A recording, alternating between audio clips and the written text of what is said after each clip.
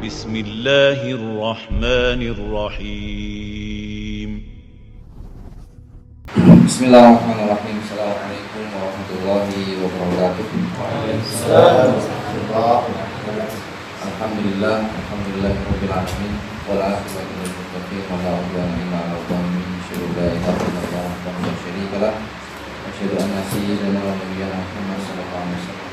Allahumma lana ila ma'alaka wa ala hakim wa tu'ala innaka at-tawwabur rahim.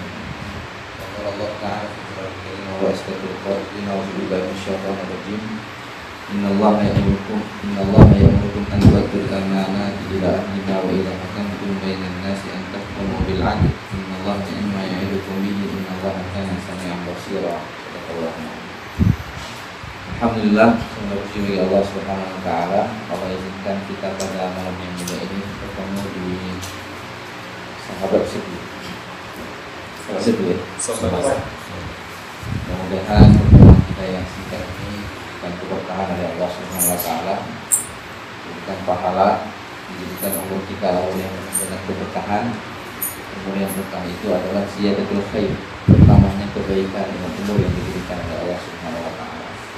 Umur kita semakin berkurang. Hari Rabu kita memilih, insyaallah umur kita juga berkurang 2 hari lagi. Mudah-mudahan ketika kita memilih, kita menambah kebaikan, kita kemudian menambah saham keburukan untuk bangsa dan negara ini. Mudah-mudahan Allah Subhanahu wa taala memberikan kekuatan kita untuk selalu berada dalam kebaikan demi kebaikan sampai kemudian Allah mengambil nyawa kita dan kita meninggal dalam husnul khotimah insyaallah. Amin ya rabbal alamin. Alhamdulillah, pada malam ini sesuai dengan tema yang diberikan, mungkin saya tidak akan membahas secara spesifik tentang siasat politik, akan tetapi akan memberikan gambaran secara umum. Pertama terkait dengan bangunan Islam, kemudian yang kedua nanti kita akan bahas lebih spesifik terkait dengan pemilu yang insyaallah tanggal 17 April ini kita akan sama-sama untuk terlibat memilih pemimpin, baik dia itu eksekutif maupun legislatif, dalam rangka membangun Indonesia yang lebih baik di masa yang akan datang, memilih pemimpin dari kalangan orang-orang muslim dan mempunyai perhatian yang sangat besar untuk masyarakat muslim. Para ulama rahimahullah, Imam Syafi'i itu membagi Islam itu ke 3 bangunan, 3 pilar. Pilar yang pertama adalah akidah, pilar yang kedua syariah, dan pilar ketiga akhlak. Ketiga pilar ini sesuatu yang saling berkaitan dan saling melengkapi. Apabila salah satu tidak ada dari pilar ini, maka Islam itu tidak wujud secara sempurna. Di bawah pilar syariah itu ada 2. Ada yang namanya ibadah mahdhah, ada yang namanya ibadah ghairu mahdhah. Ibadah mahdhah ini terkait dengan perintah Allah Subhanahu wa taala secara spesifik bagi kita, sebagaimana sholat, puasa, zakat. Sedangkan ibadah ghairu mahdhah ini lebih banyak diperintahkan oleh Allah Subhanahu wa taala yang kemudian terbagi lagi di bawahnya. Ada namanya muamalah, ada namanya munakahah, ada namanya asiyasah, nanti ada namanya hukum pidana, hukum perdata. Itu semuanya bingkai yang ada di bawah ibadah ghairu mahdhah, dan ini lebih banyak ayatnya, penjelasannya di dalam Al-Quran dibandingkan ibadah mahdhah itu sendiri. Nah, ternyata dalam ibadah ghairu mahdhah ini yang wahyu dimuliakan oleh Allah Subhanahu wa taala, perkara-perkara muamalah, baik muamalah maliyah maupun muamalah ijtimaiyah, ini berkaitan dengan politik, berkaitan dengan munakahat misalnya. Sehingga kemudian dalam bab muamalah ini pun sendiri tidak bisa berdiri sendiri. Bagaimana kita memastikan bahwa transaksi ekonomi kita akan syariah kalau kemudian diminta adanya regulasi yang mengatur tentang itu? Sedangkan mereka yang mengatur regulasi ini adalah terdiri dari orang-orang yang duduk di parlemen, yang kemudian berkomunikasi dengan badan eksekutif, yaitu pemerintah. Terjadi kesepakatan di antara mereka, keluarlah produknya undang-undang di tingkat nasional. Kalau di tingkat ada peraturan gubernur dan seterusnya ke bawah. Ini adalah produk yang dihasilkan oleh lembaga eksekutif dengan lembaga yudikatif. Bahwa kemudian muamalah masyarakat kita bisa sesuai dengan syariah, ini tidak akan berjalan dengan baik jika kemudian eksekutif dengan legislatif ini tidak menetapkan bonus. Maka ada hubungan yang sangat erat antara variabel politik dengan variabel ekonomi. Maka nanti ada ilmu kemudian di ekonomi itu political economics, bahwa berlakunya ekonomi kita hari ini itu sangat dipengaruhi oleh kebijakan politik. Kadang-kadang kita jadi bingung, apa masalahnya pemilihan presiden dengan turunnya nilai mata uang Indonesia. Jadi kalau orang-orang takut nih, nah ini masih wait and see nih, siapa presiden ke depan, baru dia akan mengatakan saya ikut ataupun tidak. Saham-saham itu akan fluktuatif, mata uang akan fluktuatif karena melihat pangsa pasarnya. Maknanya apa? Ada hubungan yang sangat erat antara kebijakan politik ataupun perhelatan politik dengan pertumbuhan ekonomi dari suatu negara, sesuatu yang tidak bisa dipisahkan secara mudah. Kemudian yang kedua, misalnya terkait juga dengan munakahan. Sekarang kan ada RUU yang masih diperdebatkan, ya, RUU PKS itu ya. PKS. Ya. Kalau banyak nanya saya juga lupa. Pemberantasan kekerasan seksual. Ya.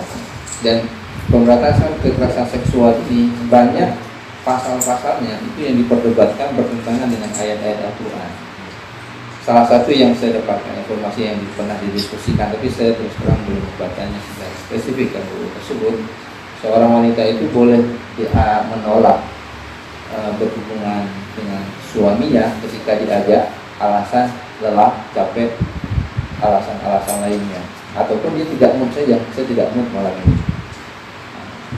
Jadi inikah akan menimbulkan masalah baru, termasuk nanti LGBT juga dibenarkan di dalam RUU ini. Nah, pertanyaannya siapa yang memproduksi? Itu lembaga legislatif, RUU. Kemudian bisa jadi untuk sebuah kanun ataupun undang-undang itu inisiasi dari pemerintah ataupun kemudian inisiasi dari lembaga parlemen, eksekutif dan legislatif. Akhirnya mereka bersepakat melakukan ini. Jadi untuk kita memastikan bahwa keluarga kita, anak-anak kita di masa yang akan datang ini akan sesuai dengan kehidupan yang diridhoi oleh Allah, maka dua lembaga ini menjadi sangat penting, dan itu bagi saya bahagian daripada maqasid syariah, di mana kemudian kita harus turut serta ya untuk memilih menentukan pemimpin di masa yang akan datang, baik untuk legislatif maupun untuk eksekutif.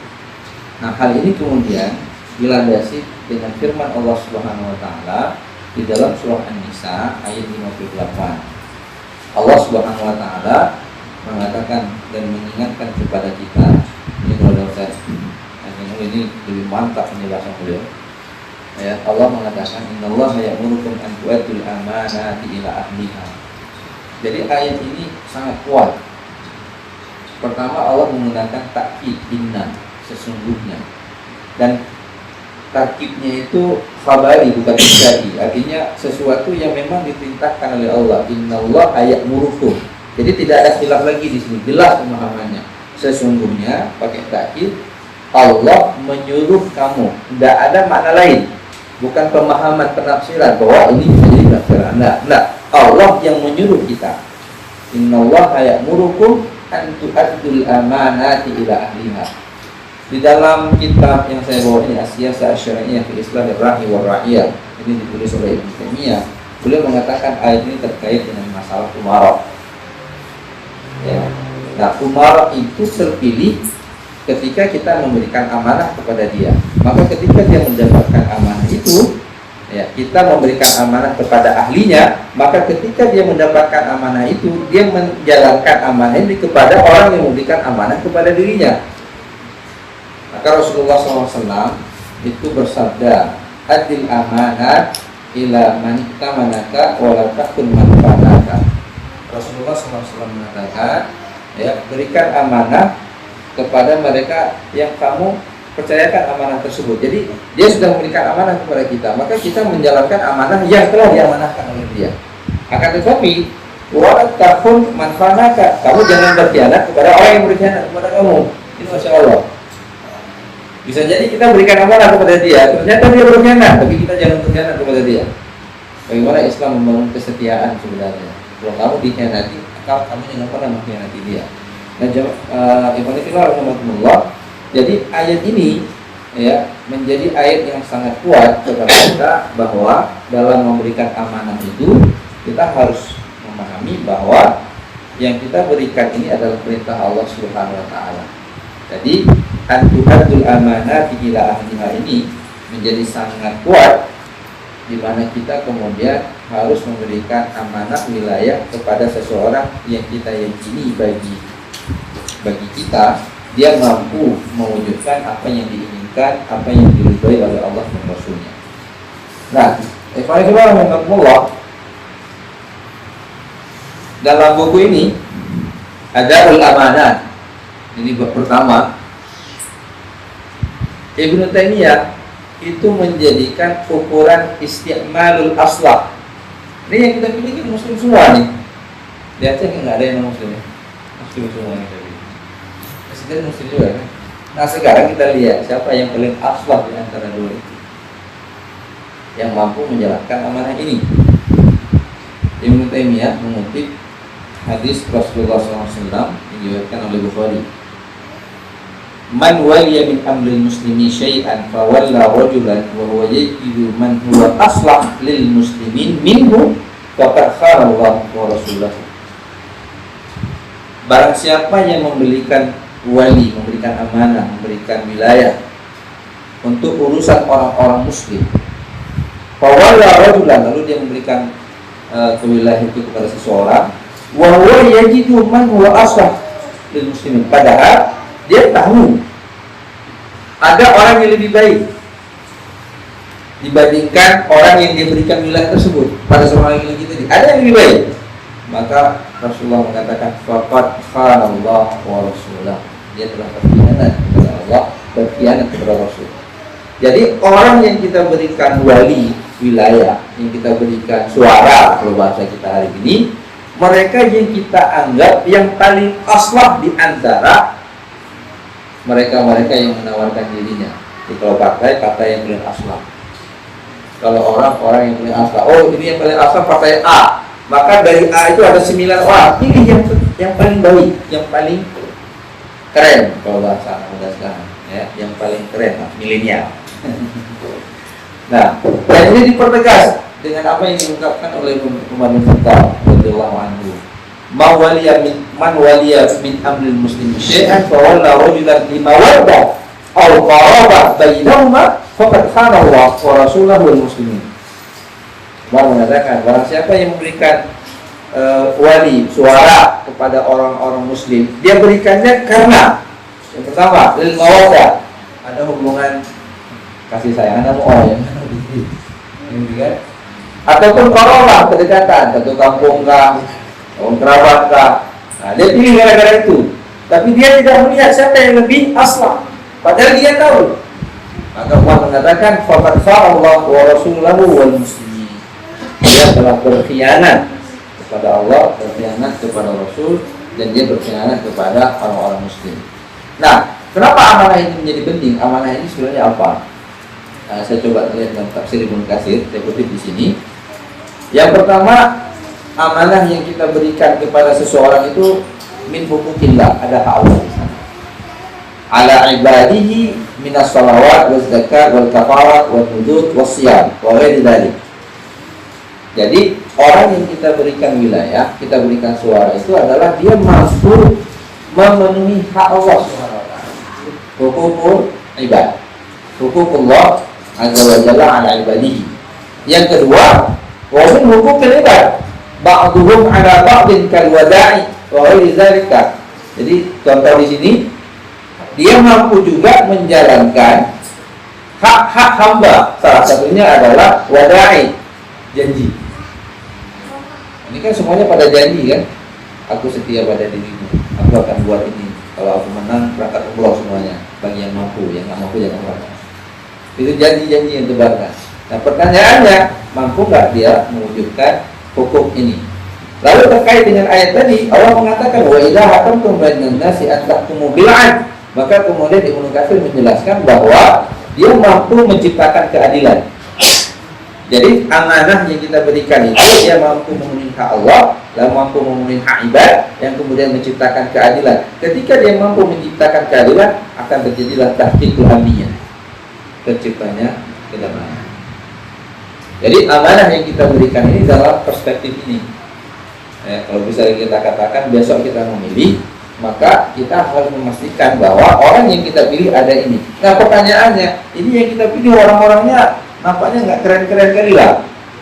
Paham mungkin kita. Kita pilih yang akhafud darar, yang paling sedikit mudaratnya. Kalau kemudian kita tidak bisa melihat yang paling aslah di antara mereka, maka lihatlah yang paling kecil mudaratnya.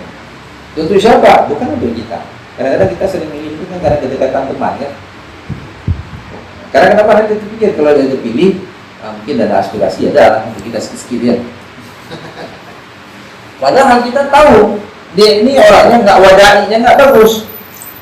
Nah, makanya kemudian saya mencoba melihat ketika banyak diskusi selama ini, termasuk terjadi dalam ceramah di BBC Subuh Keliling sama Ustaz Fakhrudin. Nah, saya memberikan 4 parameter dalam mengukur seseorang itu bisa nggak mewakili kita di tingkat eksekutif, pemerintahan maupun di tingkat parlemen. Nah, apa ukurannya? Saya tidak menyelesaikan ya ayat ini. Ini ayat ini cukup menarik kalau kita bahas sampai akhir ya, karena nanti Allah juga bersumpah, Allah hanya imma ya'idukum bihi. Ini bahasanya kalau Anda adil ketika Anda diberikan amanah. Ustaz Dr. Nur Khalis diberikan amanah jadi kepala rumah sakit, insyaallah. Amin. Saya yakin. Nah, Allah kalau kita jalankan amanah ini dengan baik, Allah katakan innallaha ni'ma ya'idukum bihi. Allah akan memberikan pengajaran sebaik-baiknya. Ni'ma ya'idukum, Allah yang akan mengajarkan kamu. Lalu innallaha kana sami'an basir. Sungguh Allah akan melihat kamu, akan mendengar kamu. Artinya, makanya nanti ini korelasinya nih. Doa yang paling mustajabah itu kan doa pemimpin kan. Kemudian pemimpinlah orang yang pertama sekali mendapatkan naungan dari Allah Subhanahu wa taala di yaumil kiamat. Kenapa? Innallaha sami'un basir. Anda diberikan amanah. Amanah itu Anda jalankan dengan sangat baik. Allah akan datang menolong Anda, Allah melihat Anda, Allah membantu Anda, insyaallah. Maka ketika kita sedang mengurusi umat ini ada masalah, kita bentang tikar, kita tahajud, kita bermunajat kepada Allah datang bagi kita. Kenapa? Karena kita sedang mengurusi masalah umat. Maka orang yang berzikir dengan orang yang kemudian menyelesaikan masalah umat, pahalanya lebih besar dia dibandingkan mereka yang berzikir. Nah ini kedudukannya. Maka kalau nanti diberikan amanah, jangan. Nah, kita kembali ya kepada beberapa parameter yang kemudian bisa kita gunakan untuk memilih, insyaallah. Yang pertama, ikhwan fillah rahimakumullah, saya mengutip firman Allah Subhanahu wa taala di dalam surah ini terkait dengan masalah wada' ya, janji dalam surah Al-Baqarah ayat 177. Dan ini menarik ayat ini. Menarik dalam rangka pilih-memilih. Untuk melihat ini, saya saja Tuhan. Nah, mana kira? Si bulan itu bagus atau enggak? Ya, berarti ya. Berarti.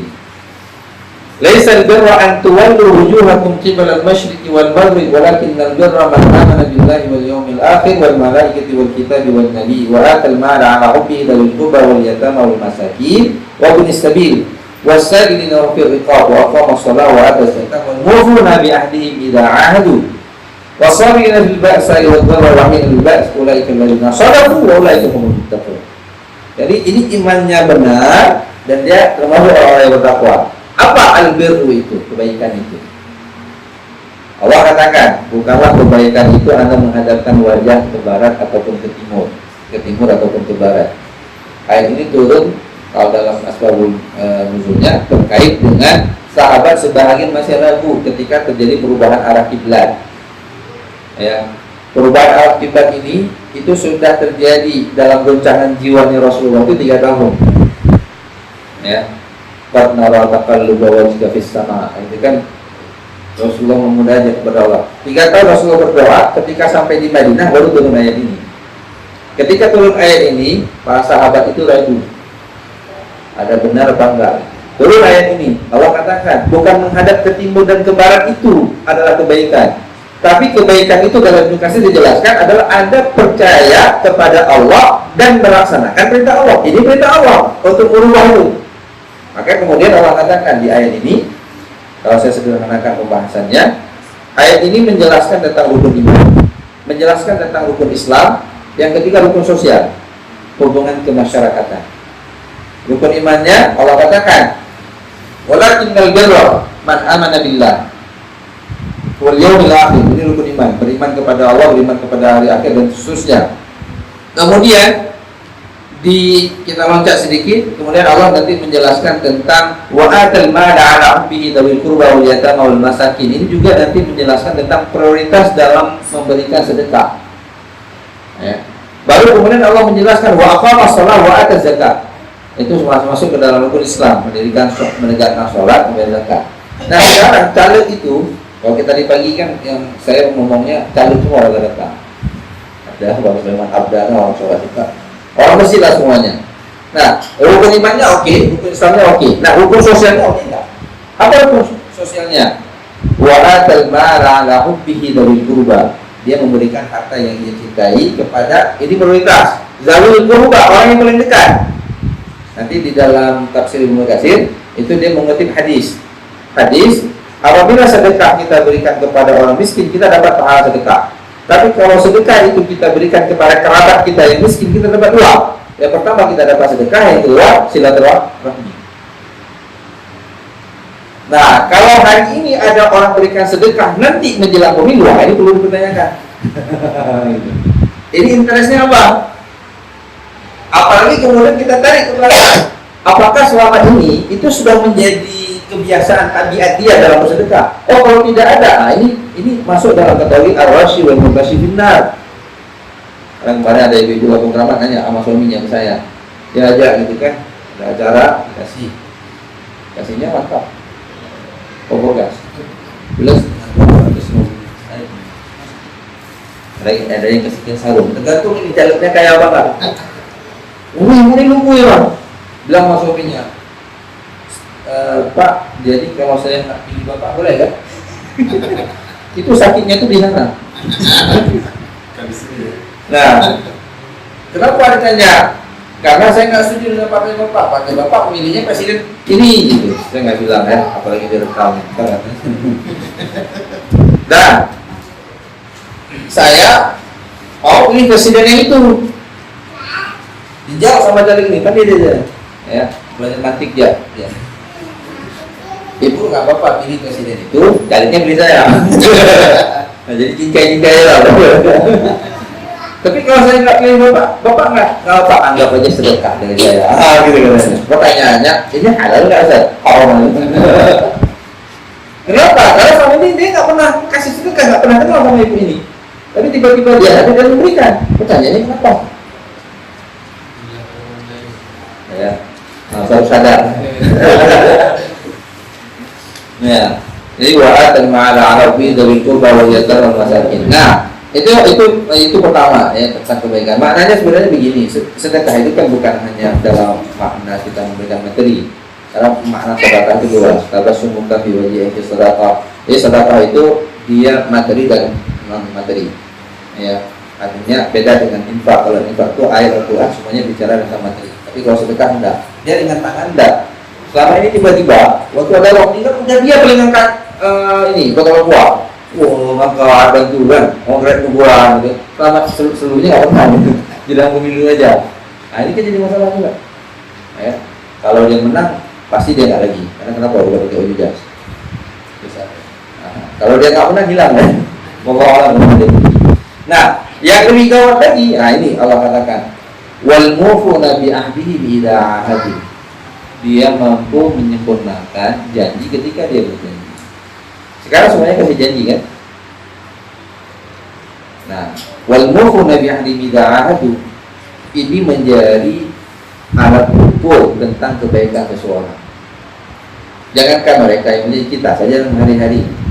Apa beda janji dengan akad?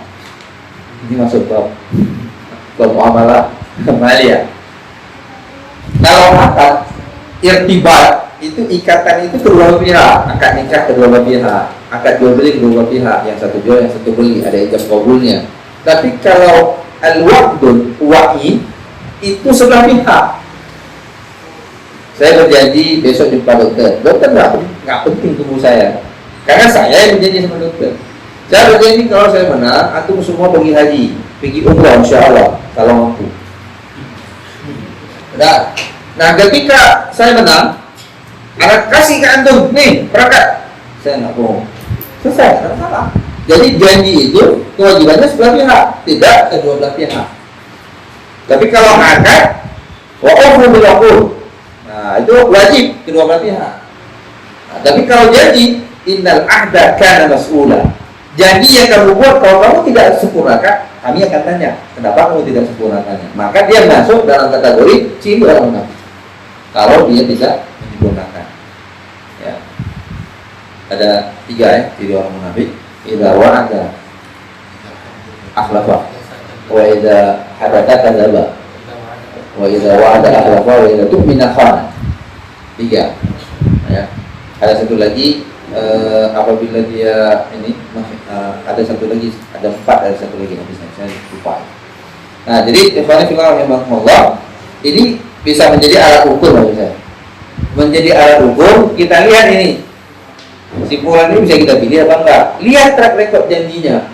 Kalau selama ini dia sudah berjanji, banyak sekali yang tak ditepati, maka bantu dia. Apa yang kita lakukan? Bantu dia, jangan pilih. Masuk. Ini yang duduk di sini gratis minum kopinya. Nah, kenapa? Apa? Hadis Rasulullah SAW. Unsur apakah? Zaliman atau mazluman. Jadi misalnya kita nggak pilih, misalnya ini dia udah kita kasih kesempatan, banyak sekali dia nggak mewujudkan janji-janji yang sudah diungkapkan, maka kita tolong dia, jangan tambah dia masuk neraka. Jangan pilih. Kenapa anda nggak pilih saya? Perintah Rasul supaya saya menolong kau. Ditanya sama sahabat, ya Rasulullah, kalau orang yang didolimi jelas kita bisa harus kita tolong. Tapi orang berbuat dolim gimana? Tahan tangannya supaya dia tidak berbuat dolim lagi. Makanya hari ini jangan colok dia, tolak aja dia. Jangan colok, jangan pilih dia, tolak aja, jangan jadi dewan ataupun menjadi presiden. Nah, lihat track recordnya. Tapi sebaliknya, kalau kita sudah bisa melihat dia ini amanah orangnya, janjinya oke semuanya, maka pilih dia. Orang yang menepati janjinya, itu Allah akan datang bantu dia. Maka subhanallah rahimahullah, kalau antum berjanji dengan orang lain, mohon sempurnakan. Nanti ketika ada perkara di mana kemudian kita tidak mampu menyempurnakan janji yang sudah kita buat, Allah datang membantu kita. Buka tafsir Ibnu Katsir halaman 447. Itu Rasulullah menceritakan ada 2 orang Yahudi, mereka saling hutang piutang 1000 dinar. Ini sudah sering saya ulang cerita ini. Nanti di Ibnu Katsir halaman 447. Jadi yang dia pinjam 1000 dinar, 1 dinar itu 4,25 gram emas. Berarti 4 kilo ya. 4 kilo 250 gram. 1 kilo emas hari ini itu 700 juta. 700 juta dikali 4, 3,2, kita bilang 3,5 miliar. Ya, lumayan. Ditanya sama si B, ini si A yang utang. Siapa saksinya? Jawabannya sederhana, Allah. Jul, yang buang sama bank saya diminta saksi, antum bilang Allah, dikasih enggak ya? Mana Siti? Kasih Siti. Hanya Siti keluar dari bank Aceh. Ditanya jaminannya siapa? Allah. Jadi dulu masa Rasulullah, iman itu jadi garansi. Hari ini iman itu jadi Allah. Kita bilang garansi kita Allah itu orang. Padahal ketika kita tidak menyempurnakan itu iman keluar. Ketika kita menjanjikan bahwa Rasulullah sebagai jaminan kita, maka ketika kita menipu, maka kita tidak termasuk umatnya Rasul. Kita mempermainkan. Nah, laki-laki ini dia asma Allah. Percaya di sini. Kalau kita insya Allah pun rencananya memang datang. Gak puas ini Ustaz, insya Allah. Banyak insya Allah.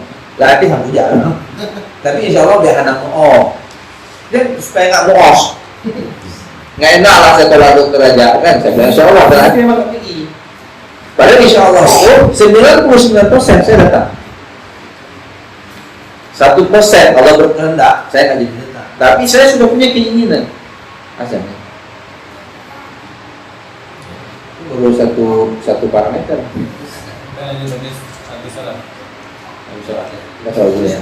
Nah, jadi saya closing ini sedikit.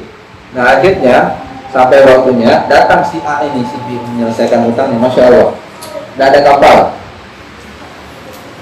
Lalu diambil kayu, dia masukin uang dalam itu, dia tulis surat, dia kirim. Yang nunggu si B, nunggu dia.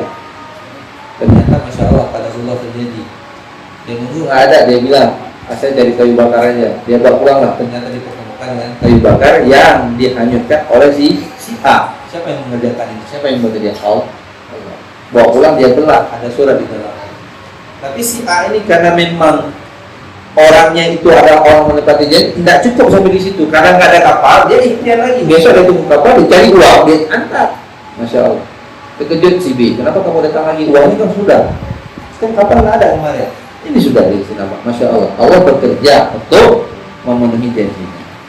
Jadi Alhamdulillah para mentor pertama itulah orang yang berjanji, yang selama rekodnya ini memang dia memenuhi janjinya.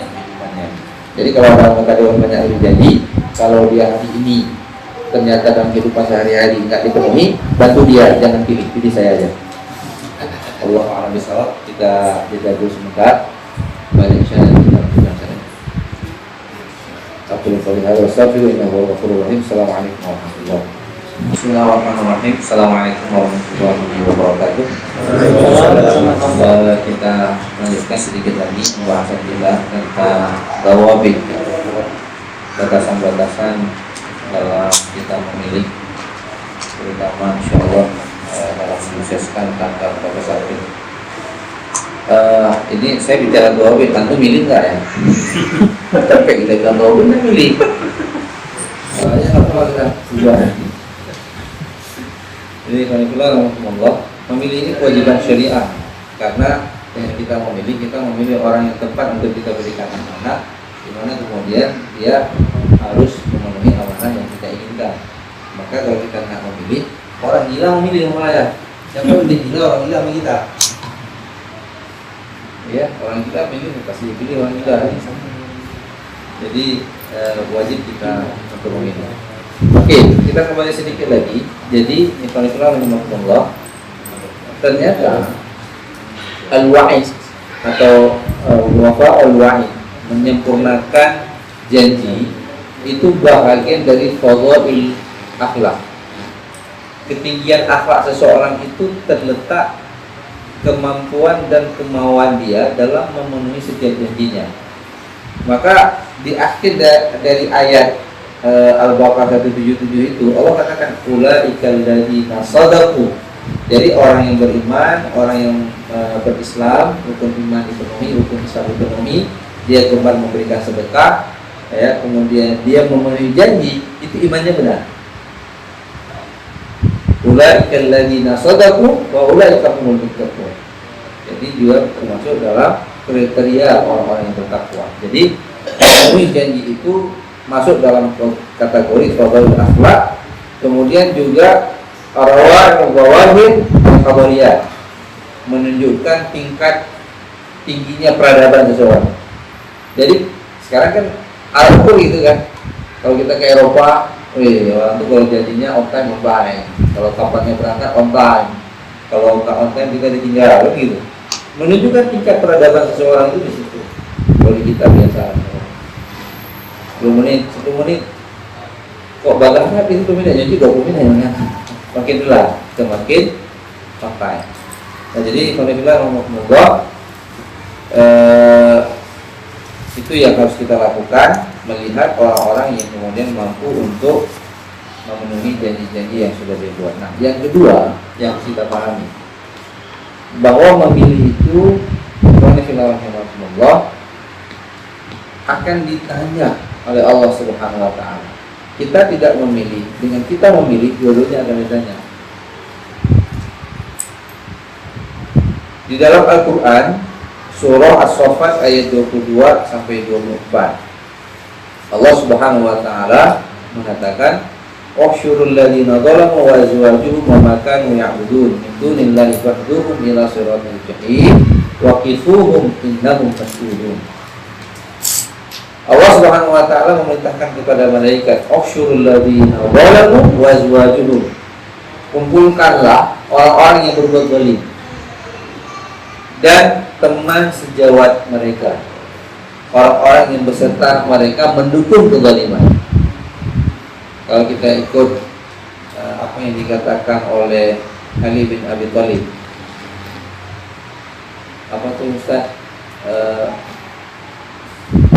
kebenaran yang tidak terstruktur, al-haqqu bila nadhabin yughlaqu batil yaghlibul batil bitidar. Jadi kebenaran yang tidak terstrukturisasi dengan baik, dia akan dikalahkan dengan kebatilan yang terstruktur dengan baik. Ini kalau saya buat kajian ekonomi menarik. Ini kan jualan kopi kan? Ya kan, jualan kopi. Kalau kita tidak bisa menghitung kos biaya yang kita keluarkan secara baik dalam putaran kopi dunia hari ini, lalu kita jual dengan harga yang di bawah kos itu, berarti kita rugi kan? Walaupun kita jual dengan baca zikir subhanallah, subhanallah, subhanallah, zikir kita dapat, rugi pasti. Ada dia. Kenapa? Karena kita tidak mempunyai pemikiran yang terstrukturisasi. Nah, itu nanti ada pembahasannya yang kita lanjutkan nanti kapan-kapan. Apa beda sistem ekonomi dengan ilmu ekonomi? Ada beda. Ada beda. Jadi kalau ilmu ekonomi itu menghitung produksi air ini, berapa produksinya, lalu kemudian kosnya berapa, dijual, marketing semuanya, berapa keuntungan. Salah hitung ini, mau baca bismillah, mau baca Fatihah, Al-Kahfi, Al-Yasin, rugi. Tapi dapat pahala. Nah, itu bedanya sedikit, dapat pahala. Jadi untuk mereka yang bergerak di keuangan syariah, kemampuan ekonomi makromiku harus ada. Karena kalah dia. Biasanya orang yang kalah itu yang lari dari medan tempur. Nah, kalau bicara sistem ekonomi, bukan produksi ini, nanya air ini milik siapa, sumbernya itu milik siapa, itu bicara sistem. Nah, kalau sudah bicara sistem, kita pertanyaannya sangat mendasar. Air ini milik siapa? Kalau kita tahu siapa pemiliknya, maka konsekuensinya akan berbeda. Ini milik Allah, pengelolaannya harus sesuai dengan kehendak Allah. Ekonomi itu bicara keadilan dan kesejahteraan, ini tidak ada hubungan dengan partai politik. Keadilan dan kesejahteraan, pertanyaannya semua ekonomi, kapitalis, dia sosialis, semuanya bicara keadilan. Cuma keadilan mereka berbeda-beda. Keadilan ekonomi konven, kapitalis, yaitu bebas berusaha. Yang paling kuat dialah. Kalau sosialis enggak, dikuasai oleh negara. Nah, Islam bagaimana? Bukan kapitalis, bukan sosialis. Cuma kalau kita bilang mengadopsi kapitalis sedikit, sosialis sedikit, berarti Quran yang bisa pakai. Al-Islam ya'lu wa la yu'la alaih. Enggak keluar dari hadis ini. Lebih tinggi dibandingkan yang lain. Islam punya konsepnya. Nah, jadi ada perbedaan. Nah, ini ikhwan fillah rahimakumullah, semangat. Jadi ketika kita memilih, Allah Subhanahu wa taala akan bertanya, kalau kita pilih orang yang sudah melakukan kezaliman, kita masuk dalam kezaliman.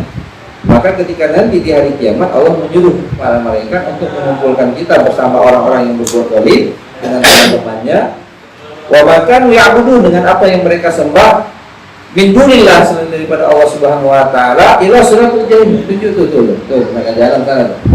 Waqifuhu, dikasih berhenti mereka. Waqifu dan bertiga.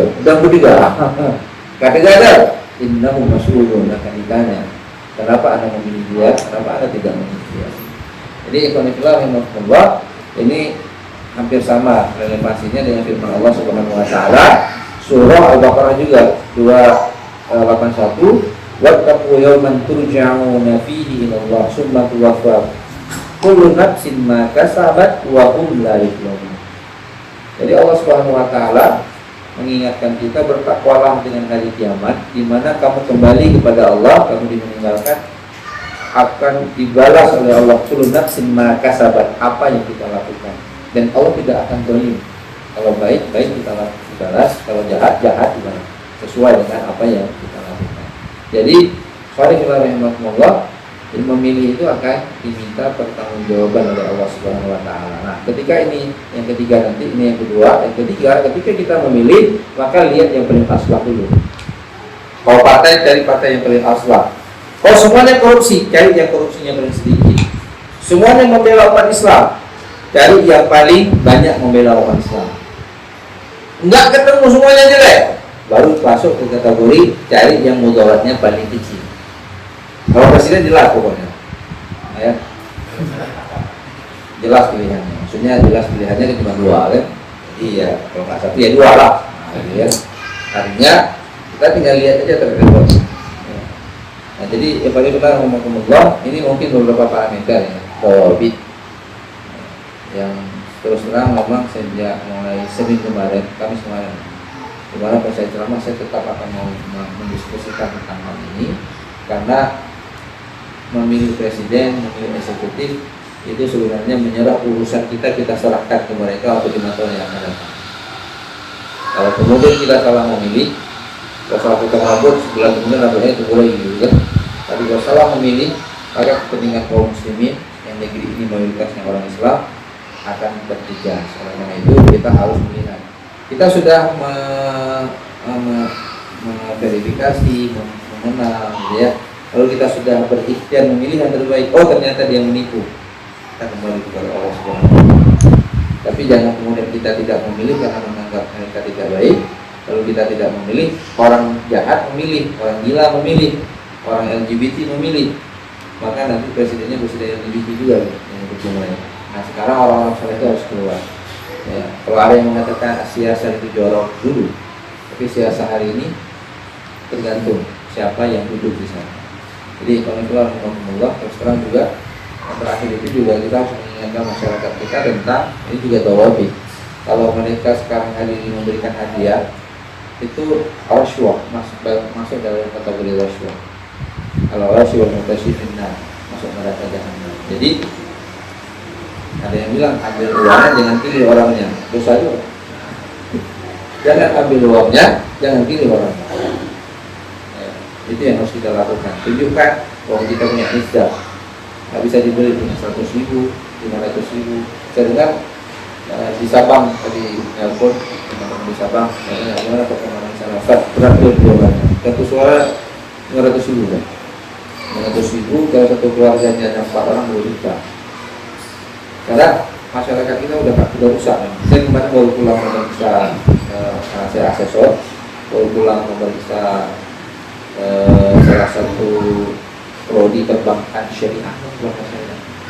Udah saya cerita ya, karena saya cek semua dan ada apa-apa, diselip pula uang lagi ke saya. Nggak tahu udah diselipnya dalam cendera mata. Jadi kan ada plakat, habis selesai itu dikasih plakat. Dalam plakat ada uang.